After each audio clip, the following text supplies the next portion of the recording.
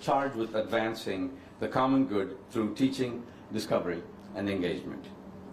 As evident from our gathering this morning, the Model Land-Grant Colleges Act continues to transform lives, a generation of scientists, engineers, and aviation professionals.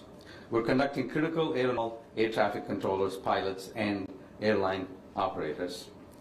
As visionary as he was, President Lincoln could not have imagined pioneering discovery to advance the common good. For the innovation fueled by the Aviation Research and Training Center will be felt funding from the state. Academic talent from the contributions of the university would not be possible without support from Beacon Hill and Capitol Hill, which again is why we are so pleased to be joined by our partners. Thank you, Chancellor Subbaswamy. Under the leadership, support, and advocacy of our next speaker, President Marty Meehan, the University of issues and focused on sustainability across the UMass system. Over the course of his tenure, UMass has set records in enrollment, research expenditures, financial aid funding, and economic impact. Please welcome President Marty Meehan to the podium. Thank you very much. That was read just the way I had asked. I appreciate that. I'm delighted to be here this morning. I want to first acknowledge the extraordinary leadership over the last decade of Chancellor Subbaswamy. Professionalism, the way he interacts with his colleagues, he's just been a pleasure to deal with. And you watch the flagship campus going.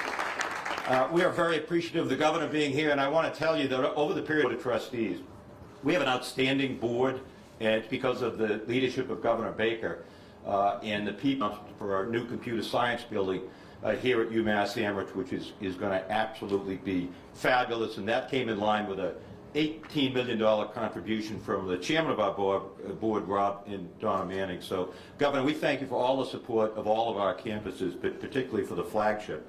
It's great to have my former colleague, Richie Neal, here in Congress. He certainly is the most effective member of the House. He works with both sides of the aisle effectively because of the work that Chairman Richie Neal has done, not just with this administration, but the prior administration as well. He's a very, very effective member of Congress of the Act, and that's exactly why the 5-campus system was put together. We do $680 million here, who's a Vice Chancellor for Research, and has done just a great job with research at the flagship campus. So oftentimes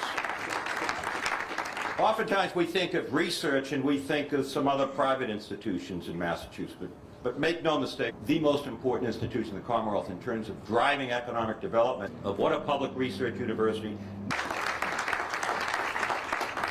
Massachusetts continues to be a national leader in education.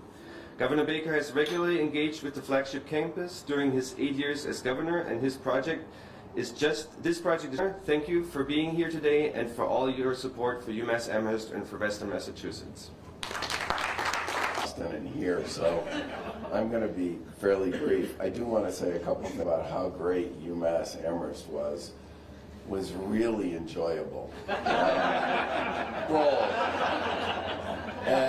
I'll tell you, when you talk with ALS, they will talk to you about UMass Medical School. That's what they'll talk to you about.